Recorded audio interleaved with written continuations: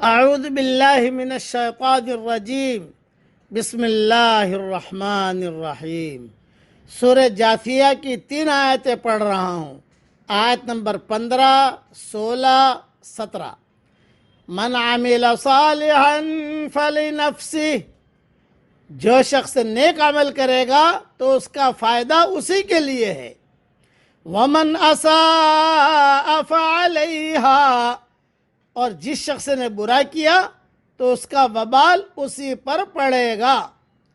ثم الی ربکم ترجعون، پھر تم اپنے رب کی طرف لوٹائے جاؤ گے۔ وَلَقَدْ آتَيْنَا بَنِي إِسْرَائِيلَ الْكِتَابَ وَالْحُكْمَ وَالنُّبُوَّةَ، اور ہم نے بنی اسرائیل کو کتاب اور حکم اور نبوت دی۔ وَرَزَقْنَاهُم مِّنَ الطَّيِّبَاتِ وَفَضَّلْنَاهُمْ عَلَى الْعَالَمِينَ، اور ان کو پاکیزہ رزق عطا کیا اور ہم نے ان کو دنیا والوں پر فضیلت بخشی۔ وَآتَيْنَاهُمْ بَيِّنَاتٍ مِّنَ الْأَمْرِ، اور ہم نے ان کو دین کے بارے میں کھلی کھلی دلیلیں دی۔ فَمَا اخْتَلَفُوا إِلَّا مِن بَعْدِ مَا جَاءَهُمُ الْعِلْمُ بَغْيًا بَيْنَهُمْ، پھر انہوں نے اختلاف نہیں کیا مگر اس کے بعد کہ ان کے پاس علم آ چکا تھا، آپس کی ضد کی وجہ سے۔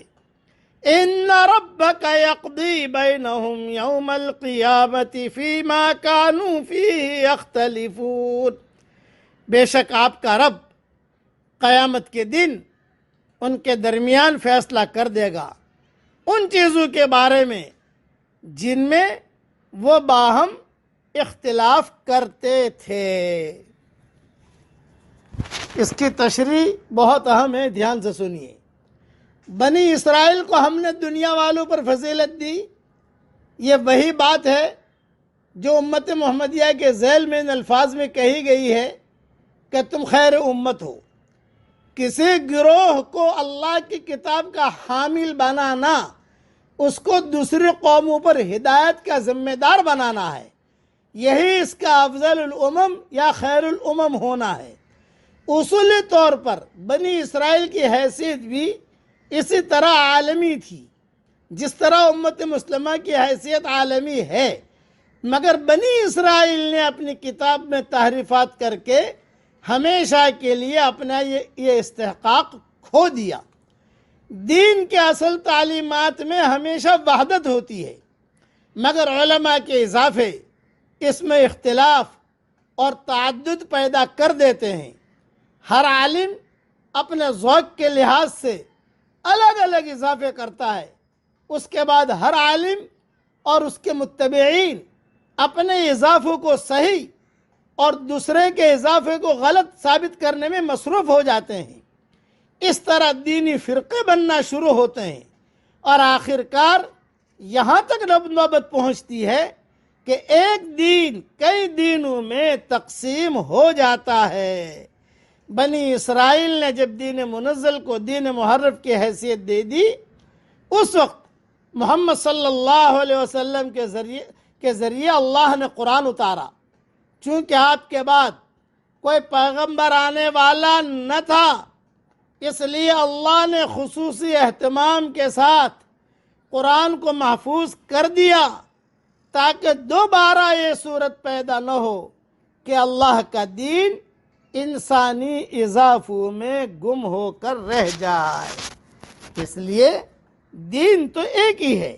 ان ھذا صراطی مستقیما فاتبعوہ ولا تتبعوا السبل، سیدھا راستہ ہے، آدمی اس کے پیچھے پیچھے چلے اور زیادہ جو ہے اس کے اندر اضافے نہ کرے۔ یہ بہت گہری باتیں میں نے تشریح میں عرض کر دی ہے، عقل مند کے لیے اشارہ کافی ہے۔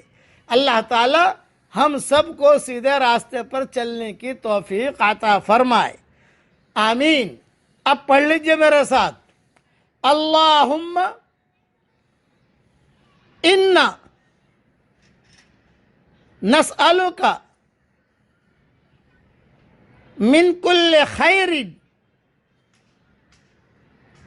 خزائنہ بیدک ونعوذ بک من کل شر خزائنہ بیدک۔